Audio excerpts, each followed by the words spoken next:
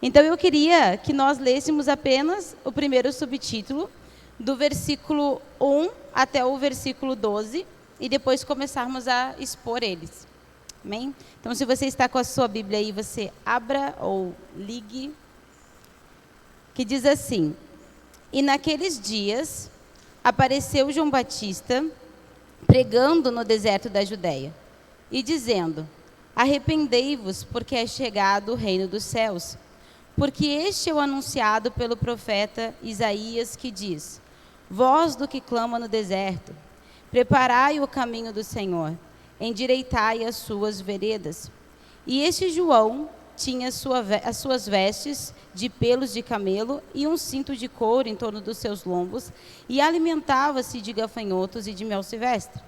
Então ia ter com ele Jerusalém e toda a Judéia e toda a província adjacente ao Jordão. E eram por ele batizados no rio Jordão, confessando os seus pecados. E vendo ele muito dos fariseus e dos saduceus que vinham ao seu batismo, diziam-lhe: Raça de víbora, quem vos ensinou a fugir da ira futura? Produzi, pois, frutos dignos de arrependimento.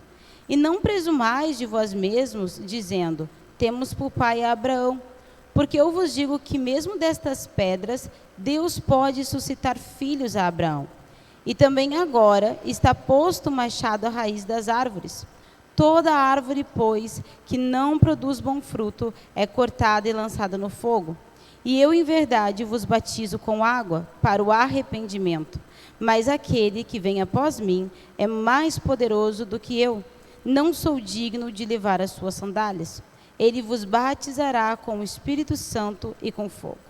E em sua mão tem a pá, e limpará a sua eira, e recolherá no celeiro o seu trigo, e queimará a palha com fogo que nunca se apagará. Então, só para a gente entender um pouquinho, o que nós acabamos de ler, né? O que diz aqui em Mateus capítulo 3? Nós vemos a respeito de João Batista, né? Nós vemos que agora João Batista aparece, e ele aparece pregando no deserto da Judéia. E nesse momento agora que ele está pregando no deserto da Judéia, ele tem uma mensagem: arrependei-vos, porque é chegado o reino dos céus. Então essa era a mensagem de João Batista: o arrependimento, porque o reino dos céus é chegado. E aí a gente vê um pouquinho a respeito dele, vê sobre as suas vestimentas, né? O texto nos fala sobre a sua alimentação, o texto nos fala sobre uma promessa que era feita sobre ele, faz uma ligação a ele, tem ali uma promessa que é ligada a João Batista, nos diz também sobre a repreensão que ele teve ali com os líderes religiosos. Dentro dessa repreensão ele explica que ele batiza com água, mas virá um que é maior do que ele, que batizará com o Espírito e com fogo. E nós vamos ver no decorrer da exposição mais detalhes sobre isso, mas em suma nós vemos aqui João Batista aparecendo e pregando no deserto uma mensagem de arrependimento. E agora nós vamos então nos pormenores, né? Vamos começar a fazer a exposição desse texto, começando ali no versículo 1, que diz assim: E naqueles dias apareceu João Batista pregando no deserto da Judéia. E naqueles dias apareceu João Batista pregando no deserto da Judéia. E a primeira coisa que a gente tem que entender é a respeito desses dias. Né? A gente, na semana passada, nós terminamos Mateus capítulo 2. E como que nós terminamos Mateus capítulo 2? Como que ele termina? Ele termina com Jesus sendo um menino, né? José e Maria estavam no Egito e eles recebem a direção de sair do Egito. Então eles estão indo em determinado momento para a Judéia, né? Tende-se a entender que eles estavam indo para a Judéia, eles descobrem que Arquelau estava reinando, ele sente medo disso e por direção divina, ao invés dele ir para a Judéia, ele vai para Nazaré. Então a gente termina Mateus capítulo 2 dessa forma. A gente termina Mateus capítulo 2 com Jesus sendo um menino e com ele saindo do Egito e indo até Nazaré. E agora, quando nós iniciamos o capítulo 3, nós iniciamos com João Batista pregando. E depois nós vamos ver no próximo subtítulo que nós vemos o batismo de Jesus. Então nós terminamos Mateus capítulo 2 com Jesus um menino, e nós começamos Mateus capítulo 3 com Jesus um homem. né, nós vamos ver Jesus, um homem, sendo batizado. Então, há aí um intervalo de 30 anos, mais ou menos. Então, isso é a primeira coisa que a gente tem que ter em mente, que entre Mateus capítulo 2 e Mateus capítulo 3 é um intervalo de pelo menos uns 30 anos. E aí depois, mais ou menos, né, cerca de 30 anos. E aí depois a gente não entende o contexto de naqueles dias, né? Mateus, ele não relata que dias eram esses. Ele só diz, e naqueles dias apareceu João Batista.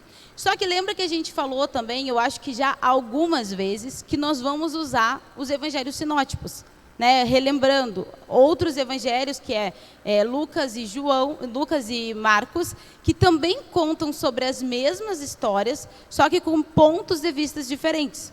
Então, a gente tem Mateus, Marcos e Lucas, que são chamados evangelhos sinóticos. Eles contam sobre os mesmos episódios, só que alguns têm alguns detalhes a mais, outros dão ênfase em outras coisas, porque têm propósitos e públicos diferentes. Então, várias vezes, no decorrer das nossas aulas, nós vamos usar esses evangelhos. E hoje, nós vamos usar Lucas, porque Lucas, nesse texto que nós vamos ler aqui, nós vamos ver que ele está falando do mesmo jeito, do mesmo contexto. Ele está falando quando João Batista aparece pregando. Então, em Lucas, no capítulo 3, ele está falando sobre esse momento, o momento em que João Batista aparece pregando. E aí ele nos narra qual era o contexto daquela época em que João Batista apareceu, o que Mateus não faz. Que diz assim, em Lucas capítulo 3, versículo 1 ao 3. E no ano 15 do império de Tibério César, sendo Pôncio Pilatos presidente da Judéia, e Herodes, tetrarca da Galileia, e seu irmão Filipe, tetrarca da Itureia e da província de Traconites, e Lisânias, tetrarca de Abilene, sendo Anás e Caifás sumo sacerdote, veio no deserto a palavra de Deus a João, filho de Zacarias, e percorreu toda a terra ao redor do Jordão, pregando o batismo de arrependimento para o perdão dos pecados. Então, qual o contexto desse texto aqui? Ele está falando no momento em que João Batista aparece pregando sobre o arrependimento, né? João Batista está aqui aparecendo. E nesse contexto, em Lucas, ele nos mostra o que estava acontecendo naquela época, quem estava no poder. E isso é importante para a gente, porque através disso a gente consegue perceber o que é naqueles dias. Que dias eram esses? Eram dias em que Tibério César estava no império e Pôncio Pilatos era presidente da Judéia. Então a gente está falando, lembra quando a gente viu, justamente na semana passada, que eles estavam indo para a Judéia e eles tiveram medo porque Arquelau estava lá. E a gente viu que Arquelau foi tão mal quanto Herodes. Então, Arquelau, ele é deposto, né, por César Augusto, no ano 6 depois de Cristo. E aí a gente até leu um pouquinho desse texto para mostrar que depois já não era mais Arquelau no poder, era Pôncio Pilatos. E o que isso nos mostra? Quando a gente percebe que é Tibério César que está no poder e Pôncio Pilatos é presidente da Judéia, a gente percebe que existia ali um contexto de violência. Que Roma estava no poder, como a gente já vem falando, e que existia ali um contexto de violência, porque foram impérios violentos. E quando a gente para ver ali que Anás e Caifás eram sumos sacerdotes, a gente também tem uma outra questão.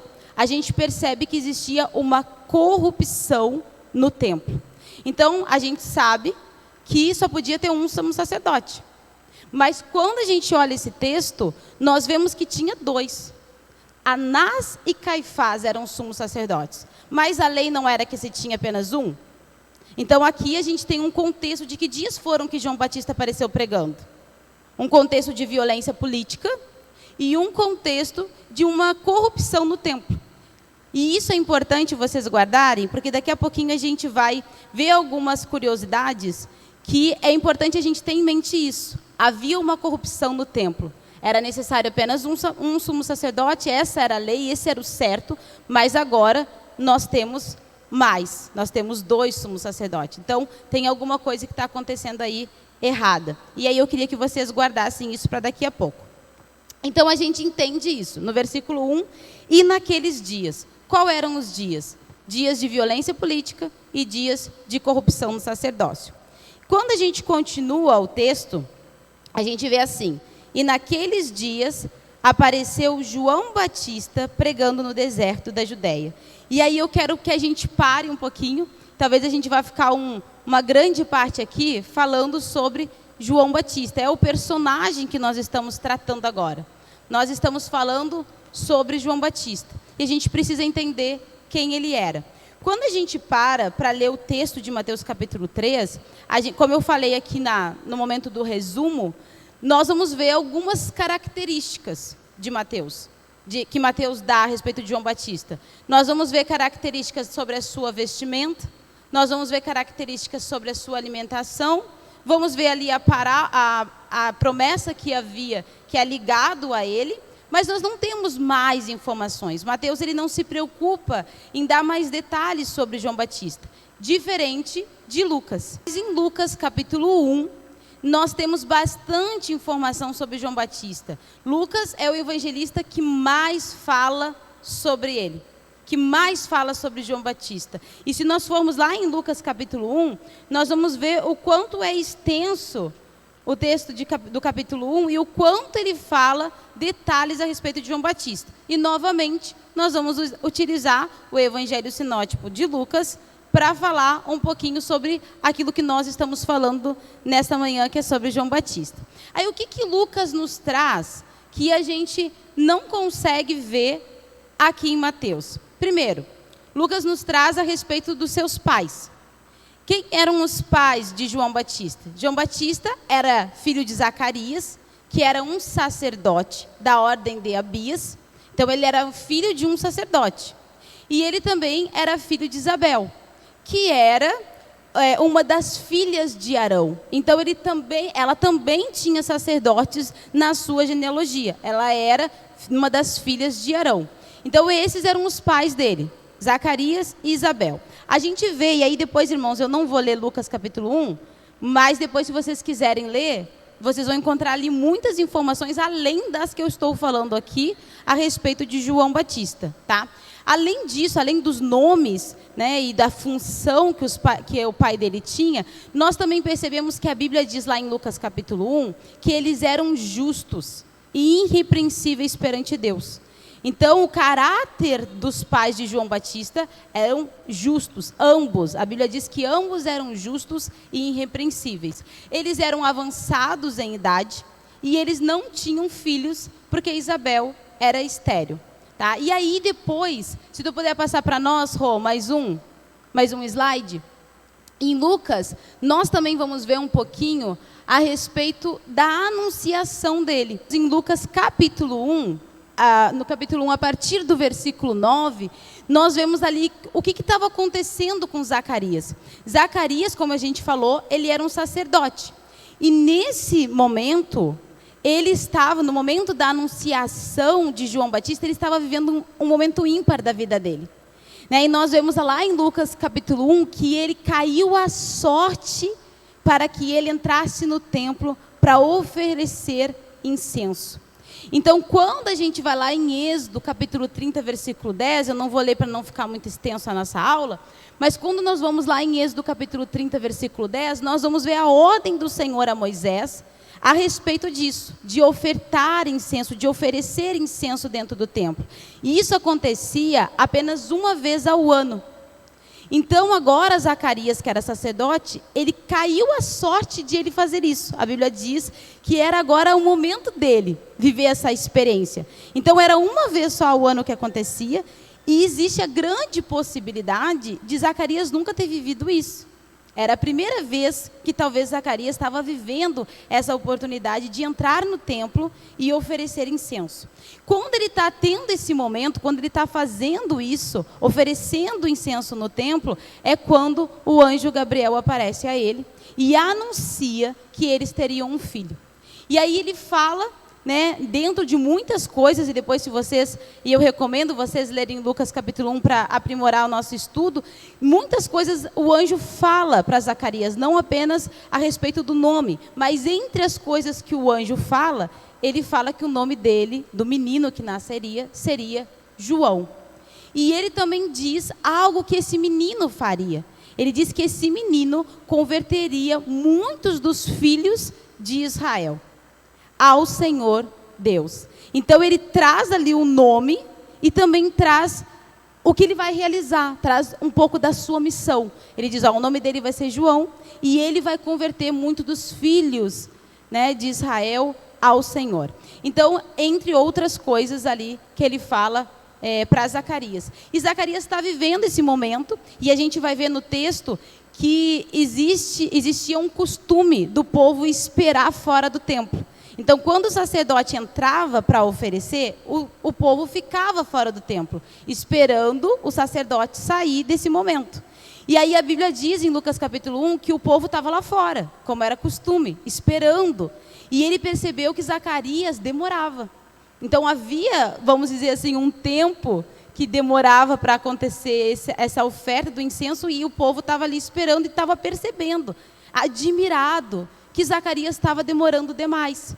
E aí Zacarias estava tendo essa experiência. E quando ele estava tendo essa experiência com o anjo estava falando para ele que João nasceria, ele, em determinado momento, ele fala, mas como isso vai acontecer? Como isso vai acontecer? Porque nós somos velhos. Então ele traz ali uma incredulidade, principalmente por conta, né, e o motivo da sua incredulidade era a idade dele e a idade de Isabel. E aí ele fala, como isso vai acontecer? Porque nós somos avançados de idade. E aí o anjo fala para ele que porque ele não tinha crido, ele ficaria mudo até que essas coisas acontecessem. E aí Zacarias, ele sai do templo, já estava demorando, o povo já estava admirado que ele estava demorando, e ele sai mudo. E aí o povo, ele compreende que alguma coisa tinha acontecido ali dentro. Ele compreende que Zacarias tinha tido uma experiência sobrenatural, que ele tinha tido uma visão. E o povo guarda isso, ele fica admirado a respeito disso e percebe que Zacarias tinha tido uma visão. E aí se passa o tempo e nós vamos ver que Isabel, então, ela tem um menino. E aí Lucas também nos conta que no 8º dia, que era de costume também a circuncisão, eles estavam lá com a família, celebrando, né, esse momento. E a família dele já estava ali querendo dar um nome para o filho dela, né? Acontece. Aí a família estava lá, querendo dar um nome para o filho dela, dizendo, vamos botar esse nome, vamos botar Zacarias, porque o nome do pai dele é Zacarias, vamos colocar Zacarias também. E aí Isabel diz, não, o nome dele vai ser João, não vai ser Zacarias, o nome dele vai ser João. E os parentes dela não queriam, estavam brigando lá com Isabel e falando, não, porque João, não tem ninguém da família que se chama João, vamos botar o nome dele de Zacarias. E aí pergunta para Zacarias, qual nome vai ser do teu filho? E aí Zacarias pede uma tabuinha para escrever, e escreve o nome dele é João. E quando ele escreve que o nome dele é João, o povo se admira com aquilo ali, que era o nome que Isabel também estava dando, e de repente os lábios, né, de Zacarias se abrem, a língua dele se solta e ele começa a louvar e engrandecer ao Senhor ali naquele momento. Então, quando aconteceu aquilo que o anjo havia dito que iria acontecer, ele então, a sua boca é aberta e ele consegue ali adorar ao Senhor, louvar ao Senhor, contar, né, as maravilhas. E o povo, diz que o povo se admira daquilo. E o povo guardava no seu coração, quem será que é esse menino? Quem será que esse menino vai ser? Então, nós temos bastante informação em Lucas que nós não temos em Mateus, né? Então, além dessas, tem outras que vocês podem ler. Mas eu achei interessante a gente trazer esses detalhes. O nome da família, dos pais dele, a função, que isso vai ser importante a gente entender, que o pai dele era sacerdote, a função do pai dele, e esse momento, né, tão especial que foi a respeito da sua anunciação. Um momento ímpar, provavelmente, na vida de Zacarias, onde ele teve essa experiência e também a participação do povo ali. Porque quando ele fala o nome e ele começa a glorificar, diz que as pessoas se maravilharam com aquilo ali, e as pessoas contaram o que tinha acontecido. E as pessoas se perguntavam, guardavam em seu coração, quem vai ser esse menino? O que esse menino vai ser? Mas antes, a respeito do nome de João Batista, né, uma coisa também que a gente precisa ter em mente, vocês lembram que quando a gente estava falando sobre Jesus Cristo, a gente falou que Jesus Cristo não é um nome composto. Hoje nós utilizamos, né? Mas só foi sendo utilizado o nome composto de Jesus após a ascensão dele. Nós não temos registros de antes disso. O que na realidade era Jesus, o Cristo. Né? Eles se referiam a quem Cristo era, a sua função, a sua missão. Né? Então, Jesus, o Cristo. Né? E assim a gente tem também, por exemplo, Simão, o Zelote, Tiago, filho de Alfeu. Então a gente vê na Bíblia muitas vezes sendo colocado o nome e sendo colocada alguma característica daquela pessoa, seja a seita que ele fazia parte, a religião que ele fazia parte, seja o nome do pai ou então a sua função, para mostrar, por exemplo, Mateus, o publicano, né, para mostrar o que ele fazia. Quando nós falamos hoje de João Batista, nós usamos como nome composto, João Batista. Mas, na realidade, era João o Batista. Né? Então, que João nós estamos falando? De que João tu está dizendo? João o Batista. João o que batiza. Né? Então, o batismo se tornou algo proeminente no ministério de João Batista. Então, era algo que era uma característica dele, era algo que ele fazia, era proeminente do seu ministério. Então, para identificar que João era João o Batista. Hoje nós usamos como nome composto, mas não era. O nome dele era João e as pessoas o identificavam como João o Batista, tá? Isso é importante. Em relação ao nome dele, né, a gente vê que foi o anjo que deu o nome dele. O anjo que diz qual era o nome que seria o nome daquele menino que Isabel teria. Então ele fala que é João, no hebraico Yohanan, tá? Que significa um Deus de graça, um Deus gracioso. O que a gente sabe que muitas vezes também os judeus colocavam o nome em seus filhos para representar algo, né? Para mostrar algo, ou seja, através como uma profecia do que ele seria, ou para então para mostrar algo no sentido do tempo que ele nasceu, como Efraim. Né, que quando José teve em Efraim, ele teve no Egito, depois de muitas dores, depois de ter passado por muitas humilhações, e aí ele diz, na terra da minha aflição, Deus me deu um filho, Efraim, frutífero.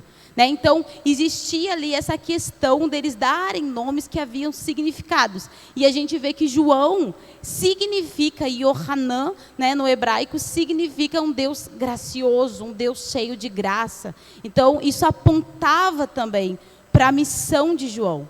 Qual era a missão de João, que até o próprio anjo falou que ele realizaria? Ele converteria muitos dos filhos de Israel para o Senhor.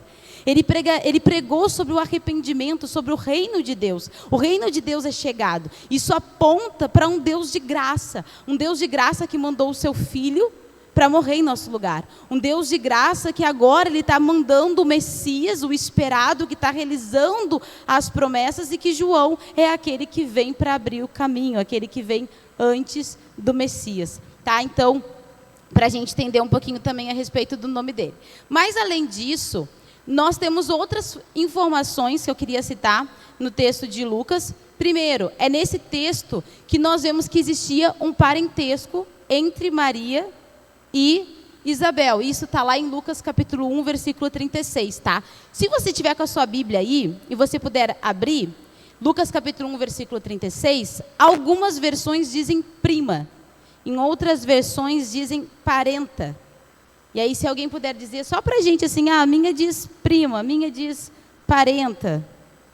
Na minha, deixa eu ver qual que é a minha aqui. Lucas capítulo 1, versículo 36. Na minha diz prima. Não sei se tem alguém aqui que diz parenta. A sua versão é muito boa, porque é a segunda vez que tem alguma coisa que a gente fala e que está, vamos dizer assim, certo, né?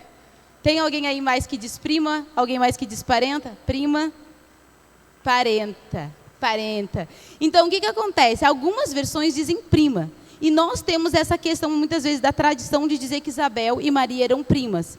Né? Até porque nós temos versões que dizem dessa forma. Mas, na realidade, a palavra no grego usada aqui é signis, tá?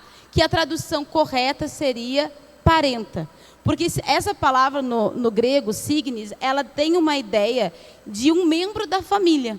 Mas esse membro da família pode ser tia. E até mesmo, algumas pessoas pensam que não é prima, porque a gente vê que Isabel, ela era velha. Tanto que eles tiveram, Zacarias teve a incredulidade de que eles poderiam ter filho. Né? Então, ela era avançada de idade. E nós vemos já Maria era nova.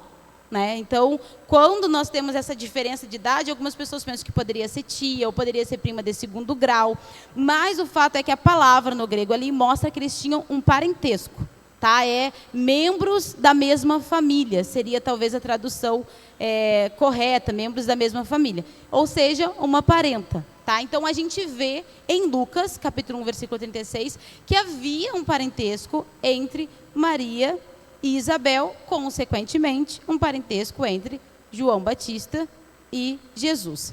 Tá? Mas a gente não pode dizer que eram primas. A gente também vê, aqui que a gente vê em Lucas, capítulo 1, que Maria vai até Isabel e fica 3 meses com ela. Lembra quando a gente falou a respeito da dúvida de José de abandoná-la, né, que José estava certo em deixá-la? A gente citou um pouquinho sobre esse episódio. Poxa, imagina como que estava a cabeça de José. Ela fica 3 meses na casa de Isabel, depois ela está grávida, né? Então, é nesse episódio aqui, em Lucas capítulo 1, que nós temos esse episódio sendo narrado. Que ela vai até a casa de Isabel e fica 3 meses aproximadamente com ela. Esse tempo também, nesse episódio, nesse acontecimento, foi o momento em que Isabel entra, Maria entra, sauda Isabel. E Isabel, ao escutar a saudação de Maria, o bebê mexe dentro dela, né, e ela é cheia do Espírito Santo. Então, é em Lucas, capítulo 1, que é narrado também esse episódio de João Batista mexendo, né, saltando de alegria, quando Maria entra e sauda Isabel. E Isabel escuta, né, a voz de Maria. Também é nesse texto de Lucas, capítulo 1, que nós sabemos que Jesus e João Batista tinham provavelmente aí 6 meses de diferença de idade um do outro. Tá? E aí eu vou ler com vocês, versículo 26 de Lucas capítulo 1, e o texto que a gente estava lendo, versículo 36. Olha lá no versículo 36, a gente estava lendo e diz assim: eis que também Isabel, aí aqui na minha versão, né, tua prima, concebeu um filho em sua velhice. E este é o 6º mês para aquela que era chamada estéril. Então, o que estava acontecendo aqui? O anjo estava falando com Maria. E quando o anjo estava falando com Maria, ele estava dizendo para ela: olha, Isabel, tua prima, ela concebeu um filho. Está no ventre dela um filho. E ele está no 6º mês. Então, o anjo estava dizendo para ela quantos meses que João Batista tinha. E lá no versículo 26, também diz assim: e no 6º mês do quê? Da gravidez de Isabel. E no 6º mês foi o anjo Gabriel enviado por Deus a uma cidade da Galileia chamada Nazaré.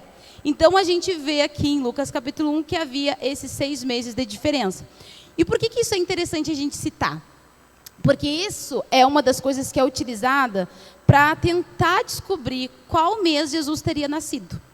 A gente sabe que Jesus não nasceu em dezembro. A gente comemora o Natal, que é o nascimento de Cristo, né, que é comemorado hoje no cristianismo o nascimento de Cristo, mas a gente sabe que na realidade Jesus não nasceu em dezembro, isso é certo, ele não nasceu em dezembro. Então muitos estudiosos usam esse fato de João Batista e Jesus terem 6 meses de diferença para calcular quando Jesus poderia ter nascido. O que eles fazem? Eles pegam a possível data de quando era oferecido o incenso no templo, e aí eles pensam: Zacarias ofereceu o incenso no templo tal mês, lá do calendário judaico, né?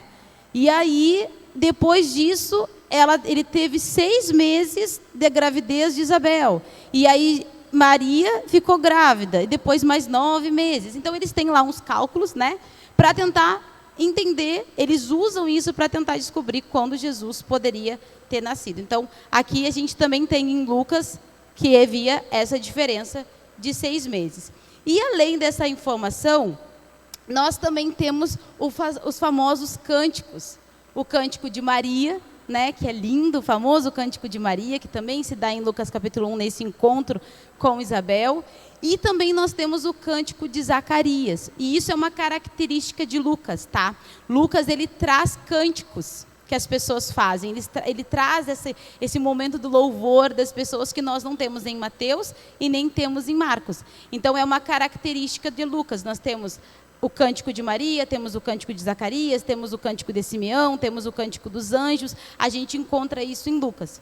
E como nós estamos falando de João Batista, eu queria que a gente falasse um pouquinho sobre esse cântico de Zacarias, que está lá no versículo 68 até o versículo 79. Eu não vou ler, tá? Mas eu vou só ler o inicinho ali. O que acontece? Aí só para dar informação também, esse cântico é chamado de Benedictus, tá? No latim Benedictus, que também era um costume da Igreja Católica colocar todos os cânticos no primeiro nome. Então, o primeiro nome da canção se tornava o nome do cântico. Então, Zacarias ele começa cantando Bendito o Senhor Deus de Israel. Então, bendito o Senhor. E aí, o nome do cântico fica Benedictus. E o que eu acho interessante de trazer esse cântico? Por que eu queria falar sobre ele? Porque nesse cântico aqui, quando a gente vai ler, e depois também eu indico para que os irmãos leiam, né, para a questão do aprendizado de uma forma melhor, a gente vai ver que Zacarias, ele entendeu o que João Batista seria. Ele compreende, como pai, ele compreende a missão do seu filho. Mas ele também glorifica primeiro a Deus por causa de Jesus. E depois ele glorifica porque ele teria um filho. E aí é tão interessante que ele começa lá, ó, eu vou ler só um pouquinho por cima, para não ficar nas minhas palavras. Versículo 68 ele começa: Bendito o Senhor Deus de Israel. Ele está glorificando e bendizendo o Senhor de Israel, porque visitou e remiu o seu povo. E aí lá no versículo 69 ele começa, ó, e nos levantou uma salvação poderosa na casa de Davi, seu servo. E aí ele fica até o 75 falando de que agora, bendizendo o Senhor, porque o Senhor levantou uma salvação para o povo. Levantou uma salvação que foi profetizada pelos profetas e que foi realizada e que vai ser realizada agora. Então ele bendiz ao Senhor por Cristo Jesus. E depois, porque ele entendeu que o Messias viria. E depois lá no versículo 76, ele diz, depois de ele ter bendito ao Senhor pela salvação de Israel, lá no versículo 76 ele diz: E tu, ó menino, serás chamado profeta do Altíssimo, porque hás de ir ante a face do Senhor e preparar os seus caminhos. Aí ele profetiza sobre o próprio filho dele, de que o filho dele iria ante a face do Senhor, preparar os caminhos para dar ao seu povo conhecimento da salvação, na remissão dos seus pecados, pela entranha da misericórdia do nosso Deus. Então, primeiro, ele glorifica pela salvação de Israel. E depois ele diz: E tu, ó menino? E ele começa a profetizar sobre o filho dele, entender e falar da missão do filho dele. E isso é interessante, porque a gente já falou sobre a necessidade que eles tinham de ter uma geração. Quando a gente estava falando sobre o livro de origem de Jesus, sobre a genealogia, e a gente viu a importância que eles tinham na genealogia, nós falamos da importância que eles tinham em ter filhos. Tanto quanto a gente falou também sobre as mulheres que fazem parte da genealogia de Jesus, a gente viu sobre uma tradição de que se um homem não tivesse filho com a mulher, o outro irmão ia lá e casava com aquela mulher para dar filhos para o irmão que morreu. Então era importante para eles ter filhos, era importante para eles terem descendência. E aí Zacarias agora, na sua velhice, quando o anjo conversa com Zacarias, a gente vê lá em Lucas capítulo 1, que Zacarias diz, o anjo diz que a oração dele tinha sido ouvida.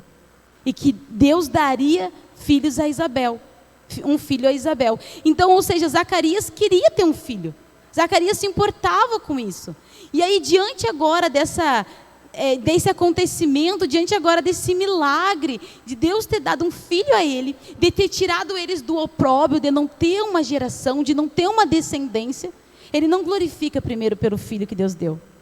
Ele glorifica por Jesus Cristo. Ele glorifica pela salvação. E depois ele fala sobre o filho. Então isso é lindo, porque ele entendeu que o Messias viria, e o Messias é mais importante do que a genealogia dele. Então isso, para mim, eu acho muito lindo a respeito da canção de Zacarias. Então, irmãos, só para a gente continuar, a gente tem aqui muitos dados. Eu falei que a gente talvez fosse ficar só no versículo 1, a gente tem aqui muitos dados a respeito de João Batista em Lucas, que nós não temos em Mateus, mas é importante a gente ter essa noção, né, a gente conhecer um pouquinho mais desse personagem que nós estamos falando. Então, nós temos a respeito da idade de Jesus também ali, nós temos a respeito do tempo que Maria fica, nós temos a respeito dos cânticos, né, e do cântico de Zacarias, e aí nós voltamos para o texto lá de Mateus capítulo 3, que diz assim: e naqueles dias apareceu João Batista pregando no deserto da Judéia. Aí eu vou pedir para a Rô passar para nós, só para a gente entender um pouquinho da região que João Batista pregava. Então, entendemos naqueles dias, que dias eram esses? De corrupção política, de violência política e também de corrupção no templo. A quem aparece? João Batista. Vimos um pouquinho sobre João Batista, quem João Batista era, né? Um pouquinho da sua história. Veremos mais agora, à medida da exposição do texto, sobre as suas vestimentas, sobre a sua alimentação. E a gente vê que ele aparece pregando. Aonde? No deserto da Judéia. E aí aqui, eu não sei se os irmãos lá de trás conseguem ver, mas dá para ver o Mar Morto. Eu acho que o que mais se destaca ali, que conseguem enxergar, é o Mar Morto, que é esse aqui assim, né? E em cima do Mar Morto tem uma listrinha, não sei se os irmãos conseguem ver aí, que é o Rio Jordão. Tá? Então, nós temos o Rio Jordão, que é desde lá de cima, ó, ele faz ali, encosta com a Pérea, com Samaria, e ele vai descendo ali, e nós temos o Mar Morto. Ao norte do Mar Morto, nós temos escrito deserto da Judéia. Então, aonde que João Batista pregava? Pregava na parte baixa do Rio Jordão, ao norte do Mar Morto, tá? Então, esse no mapa é ali onde ele pregava. Ele pregava no deserto da Judéia. Uma das coisas que nós precisamos entender também a respeito do deserto é que sempre quando a gente pensa em deserto, o que a gente pensa? A gente pensa naquelas areias, né? Tudo lisinho, tudo bonitinho, e é só areia, areia, areia, areia e pronto. Mas não é assim no deserto da Judéia, tá? Então, até mesmo a questão da geografia, a gente consegue perceber que o deserto da Judéia não era assim. O deserto da Judéia, ele tem pedras, tá? Então, é um lugar com pedras, é um lugar com montes, é um lugar com vales, tá? Então, ele é um lugar, não é essa ideia que a gente tem do deserto. Até a gente estava falando quando os Reis Magos, né? Pensando nos Reis Magos, a gente tem aquelas imagens assim, daquele deserto e os Reis Magos andando, que a gente já viu que também não diz que eram reis, né? Já vimos a respeito disso, essa ideia errônea que nós temos, muitas vezes a respeito de alguma coisa no nosso visual. E aqui a gente também tem, muitas vezes, um visual errado de como que era o deserto. Então, o deserto, ele era com vales, com montes, com pedras, e ele não era desabitado. Tá? Ele era quente, ele era árido, mas ele não era desabitado. E uma das coisas que a gente percebe, até trouxe alguns versículos, que ele também era usado para pastagem. Por exemplo, a gente percebe lá em Salmos 65, 12, Joel 2, 22 e Lucas capítulo 15, versículo 4, que o deserto ele era um lugar também utilizado para pastagem. Então, ele não era um lugar desabitado. E a gente vê, então, que era esse lugar que João Batista, ele prega. E por que é importante a gente pensar a respeito disso um pouquinho? E aí eu vou trazer uma curiosidade, não sei se vai dar tempo para a gente falar, a gente tem até 10h20, né, a respeito de uma curiosidade sobre os essênios. Os essênios eram um grupo de judeus que habitavam nesse lugar, no deserto da Judéia. Então, eles eram um grupo que habitava no deserto da Judéia. Por isso que muitos pensam que João Batista pertenceu aos essênios, né, em que em algum momento da vida dele, ele teria tido contato com os essênios e possivelmente crescido com esse contato com os essênios. Tá? E aí a gente vai entender um pouquinho quem eram esses essênios. Tá? Quem eram os essênios? Quando a gente termina o Antigo Testamento, a gente falou também no período interbíblico, quando a gente estava falando do período interbíblico, que a gente termina o Antigo Testamento sem os fariseus e sem os saduceus. Mas, de repente, nós vemos o Novo Testamento, e falamos um pouquinho sobre isso, nós vemos no Novo Testamento os fariseus e os saduceus ali, né? E nós vamos ver no decorrer dos estudos um pouco mais sobre eles. Mas um que a gente não vê eram os essênios. Nós não temos os essênios na Bíblia escrito sobre os essênios. Mas os essênios, eles eram um grupo dos judeus que eram ex-membros do sacerdócio. Então, eles eram dos saduceus, eles eram ex-membros dos saduceus, ex-membros da ordem sacerdotal, que eles se frustraram com o templo. Eles se frustraram com a maneira que o templo estava corrupto. E lembra que a gente falou lá no início que era importante a gente gravar que haviam 2 sumos sacerdotes? A gente viu que Anás e Caifás eram sumos sacerdotes, mas o Senhor não tinha direcionado que era apenas um sumo sacerdote? E agora a gente vê 2, alguma coisa estava errada. Então, de fato, existia uma corrupção no templo. Não que todos os sacerdotes estavam corrompidos, porque quando a gente vê sobre Zacarias em Lucas capítulo 1, a gente vê que Zacarias era justo e irrepreensível, e ele era um sacerdote. Mas sim, nós temos corrupção acontecendo no templo. 2 sumos sacerdotes, enquanto deveria ser 1. Quando nós já falamos em aulas passadas também que os sacerdotes não queriam perder o seu poder. Então eles colaboravam com Roma. E eles faziam coisas para que Roma mantesse eles lá. Muitos pagaram quem estava no império para poder manter eles no poder e eles não poderem os seus status. A gente vai ver no decorrer da história que tiveram sacerdotes que não eram da linhagem de Arão, que eram outra coisa que Deus tinha dito como algo obrigatório, precisava ser descendente de Arão. Então a gente vai ver que havia sim sacerdotes que não deviam ser sacerdotes. Haviam 2 sumos sacerdotes quando deveria ser 1. Havia sacerdotes que estavam corroborando com Roma, eles não queriam perder o status, então eles estavam se corrompendo. E esse grupo dos saduceus, apesar de não ter na Bíblia sobre ele, nós temos, muitos registros. Pode passar para nós, por favor? Pode passar mais uma, por favor, Rô? Depois a gente volta para essa. Nós temos muitos registros dos essênios através de alguns principais nomes, O filósofo judeu Filo de Alexandria, Plínio o Velho, Eusébio de Cesareia, o historiador Flávio Josefo, que a gente já utilizou nas nossas aulas também. Então, todos esses falam sobre os essênios. Apesar de nós não lermos na Bíblia o nome essênios, nós temos muitos registros que nos falam sobre ele. Esse grupo, então, de essênios eram ex-membros do sacerdócio, que tinham se frustrado com o sacerdócio, que tinham se frustrado com o templo, e eles decidiram se separar e viver de uma forma isolada no deserto. E eles tinham vestimentas simples, eles tinham uma alimentação simples, e eles, então, também tinham a questão do celibato, eles eram celibatários, e Flávio Josefo, que é um dos historiadores que falam bastante sobre eles, ele nos fala que, na realidade, tinha essênios em todos os lugares, em todas as cidades, até mesmo em Jerusalém. Mas quando eles eram totalmente colocados dentro dessa seita, vamos chamar assim de seita judaica, quando eles eram realmente colocados ali dentro, eles então tinham que abdicar da sua vida. Eles tinham que abdicar de viver em outras cidades e viver em comunidade entre os essênios no deserto. Eles tinham que viver em comunidade, se isolar da vida que eles estavam vivendo. Então, muitos pensam que João Batista fez parte dos essênios. Por quê? Primeiro, porque eles estavam no deserto. E uma das coisas aí, pode voltar naquele texto, Rô, por favor. Quando nós vemos Mateus capítulo 3, versículo 1, que é o que a gente está trabalhando, a gente vê que ele prega no deserto da Judéia. E só vê isso, que ele aparece pregando no deserto da Judéia. Mas quando nós lemos Lucas capítulo 1, 80, nós temos uma informação que também nós não temos em Mateus, que diz assim: e o menino crescia e se fortalecia no espírito e viveu no deserto, até aparecer publicamente a Israel. Então, em Lucas capítulo 1, versículo 80, a gente vê que não só ele pregou no deserto, ele viveu no deserto antes de pregar.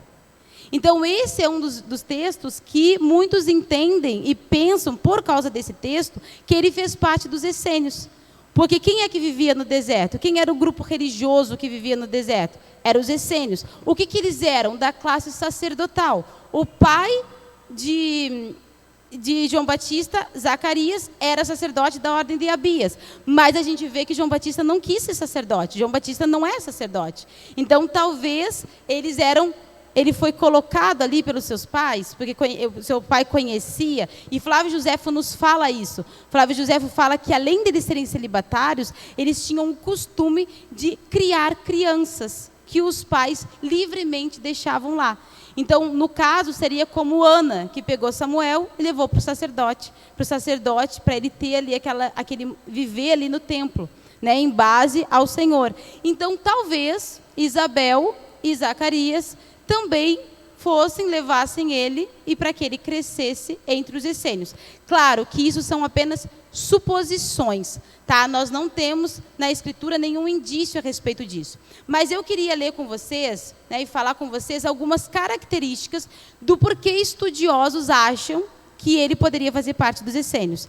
E depois, algumas características do porquê acham que não, ou se ele fez, em algum momento, ele rompeu com os essênios. Então, quais são as características de que eles acham, né, de que poderia fazer parte dos essênios? Primeiro, como eu falei, por ele morar no deserto. Eles moravam no deserto. O texto de Lucas é muito claro, né, no original ali, de que dá uma ideia de crescer no deserto. Viveu no deserto até aparecer para Israel, né? Então, a gente vê ali que ele vive no deserto. O estilo de vida dos essênios, eles eram simples. Era um estilo de vida que não tinha regalias. A vestimenta deles era simples, a comida deles era simples. A gente vê que João Batista tinha uma vestimenta simples, uma comida simples. E essa questão de Flávio Josefo dizer que esse grupo aceitava crianças para criar, e a gente sabe muito que havia muito essa questão dos mestres, né, no judaísmo, de que eles levavam crianças para ter um rabi, seja nas escolas dos fariseus, seja na questão do sacerdote, tinha essa questão de levar as crianças a um caminho para que elas entendessem algo. Então, essa questão também colabora com essa ideia de que ele poderia ter sido parte dos essênios. Outra questão é que os essênios, eles se afastaram dos religiosos. Eles se afastaram de Jerusalém. Eles se afastaram dos líderes religiosos. E a gente vê que João Batista, até mesmo no texto que a gente lê em Mateus capítulo 13, ele repreende os religiosos. Ele traz ali uma exortação sobre eles, né? Raça de víbora, quem vos induziu, né? Quem faz vocês pensarem que porque vocês dizem que são filhos de Abraão, vocês vão ser salvos, né? Em outro momento a gente vai ver um pouquinho sobre isso. Então ele tem também essa questão e a gente vê que ele não se torna sacerdote. Então, aparentemente, é também um afastamento da questão do templo. Outra questão é que os essênios tinham banhos de purificação. E a gente sabe que João Batista batizava, usava a água ali como uma representação. E outra questão é que eles tinham uma expectativa messiânica. A gente vai ver que eles eram uma comunidade apocalíptica. Eles esperavam pelo Messias. E a gente sabe que João Batista apregoa, né, que o reino é chegado e que esse Messias viria. Tá? Então, essas são algumas características que fazem os estudiosos pensarem que eles poderiam ter essa conexão. Além disso, existe também questões que nos afastam de João Batista dos essênios. Ou seja, primeiro, nós não podemos dizer que ele foi essênio em nenhum momento como algo certo, porque são apenas suposições, nós não temos nada nas escrituras que nos relatam isso. E mesmo que ele tenha sido parte dos essênios, em algum momento ele teve um afastamento. Por quê? Porque além de termos semelhanças, nós também temos diferenças. Quais são as diferenças? Primeiro, os essênios diziam que eles precisavam se isolar. Então, o que eles faziam? Por mais, como Flávio Josefo diz, por mais que tivesse essênios em todos os lugares, quando eles eram inseridos realmente, eles precisavam abdicar. Eles entendiam que viver de forma reclusa mostrava uma pureza. Então, eles não podiam viver a vida deles de forma comum. Eles viviam em comunidade, de forma reclusa, intencionalmente para buscar a Deus e as Escrituras. Então, eles não concordavam com a vida fora isso, se você é um essênio, né? Você precisava abdicar. Já quando a gente vê em Lucas capítulo 3, versículo 10 ao 14, eu não vou ler por conta do tempo, a gente vê que vai alguns soldados e alguns publicanos até João Batista. E eles conversam com João Batista. E João Batista confessam seus pecados. E João Batista em nenhum momento diz para eles abdicarem da vida deles. Em nenhum momento diz para eles deixarem as suas funções. E nós estamos falando de soldados soldados romanos, nós estamos falando de publicanos. O que ele fala para eles é a respeito da postura que agora eles deveriam ter. Então, para os essênios, os soldados e os publicanos nunca seriam aceitos. Né? E a gente não vê esse radicalismo em João Batista. A gente entende que ele repreende, que ele traz ali algo para eles, mas a respeito de postura e não de funções. E uma outra questão, eu acho que a gente vai terminar talvez por aqui, é a questão do batismo. A gente vê que eles tinham banhos de purificação. E aí uma coisa que é interessante, irmãos, não sei se vocês já foram, aqui em Recife, nós temos a primeira sinagoga judaica, né, da América Latina, nós temos a primeira sinagoga judaica. Se vocês ainda não tiveram a oportunidade de ir, é lá na Rua Bom Jesus. Vocês conseguirem entrar lá dentro, vocês vão ver um lugar que era um tanque de purificação. Então, lá nessa sinagoga, eles têm um exemplo, talvez para vocês poderem ter o visual de como que eram os tanques de purificação. Então, algo que a gente precisa ter em mente é que o batismo, ele tem um significado em João Batista.